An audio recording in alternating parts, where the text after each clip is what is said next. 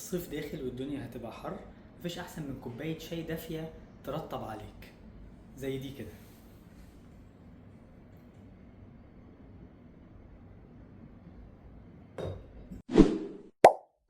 السلام عليكم.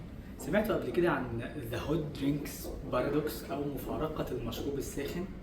ان انت لما بتشرب حاجه دافيه او سخنه وعلى غير ما انت ممكن تبقى متوقع، هي بتبعت اشارات للمخ، اشارات طارئه بتقول له ده احنا عندنا حمل حراري داخل الجسم. المخ ما يعرفش انت تشرب كوبايه صغيره، فبيدي اوامر للجسم كله انه يلا يا جسم اعرق بسرعه عشان نواكب الحراره اللي داخله علينا دي.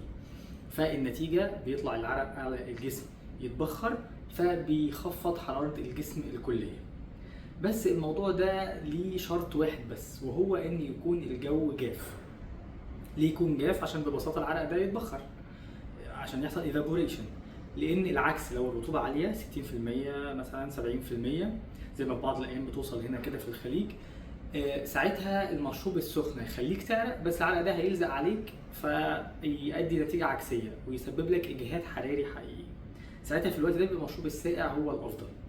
لكن في الجو الجاف زي ما قلنا المشروب الساقع بيديك انتعاش لحظي، عكس المشروب السخن بيخلي جسمك يعرق ويخفض درجة الحرارة الكلية أكتر من المشروب البارد في الجو الحار الجاف. مع السلامة.